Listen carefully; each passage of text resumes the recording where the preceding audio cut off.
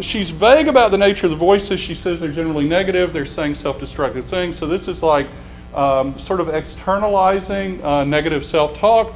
And she also reports hallucinations of a male and female figure that sometimes are the ones speaking the voices.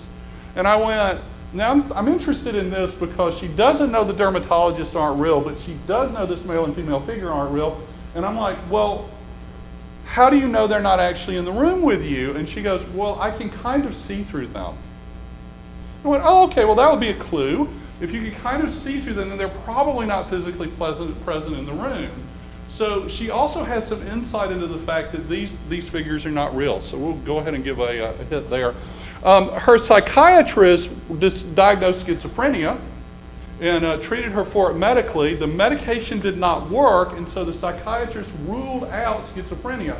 Now, you know, I'm a counselor, psychiatrist is an MD, but that's not necessarily a gimme, because the medications for schizophrenia are very helpful. In fact, if you've got a client that's schizophrenic, one, if you're not licensed, you definitely need to refer them. Two, the medications are very helpful. They're the standard of care. Antipsychotics tend to work really, really well. But they don't work 100%. So just because the antipsychotic doesn't work doesn't mean it's not schizophrenia. If you're getting bored, stop me and we'll talk a little as we go along. So he decided to diagnose unspecified dissociative disorder, and I'm like, well, thanks, Doc. She's got delusions, hallucinations, and you're saying she's dissociating. Water is wet, bachelors are unmarried. The sun is out during the daytime. I've got it. That's what's going on.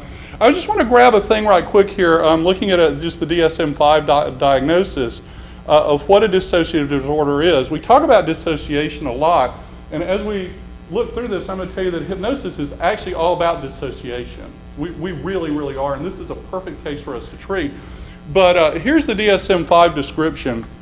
It's a disruption in the normal integration of consciousness, memory, identity, perception, body representation, motor control, and behavior.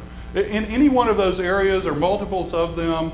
By the way, if you're thinking about conversion disorder, or what used to be called like hysterical blindness, which we'll talk about a little bit as we go through, that's a disruption of perception and motor control. So that's also a dissociative thing, even though it's not in the chapter on dissociation in the DSM, but you know, there you go. So the next slide. So major depression, what made me think that she's got major depression? Well, there's depressed mood, there's diminished interest in pleasure. She's a low body weight, but did not look unhealthy. Has a history of anorexia. That's not going on in the present when I'm working with her. Now, that's an anxiety disorder. Eating disorder is an anxiety disorder, but she apparently had moved past that.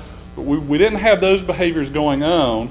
And her weight was within the normal range. That was being monitored. So not weight loss. She definitely had psychomotor retardation with a slow affect, like she's not moving real well. But is that the drugs? Because she's on Klonopin, which is a benzo. And so that'll slow you down, you know, and on 3 other drugs as well, including an SNRI. She's got loss of energy, feelings of worthlessness. When I looked at this, I decided, and kind of my revelation on this was to go, you know, it's not schizophrenia, and the undiagnosed, the unspecified dissociative thing's not helpful. We're getting too focused on the delusions and hallucinations because that's sexy.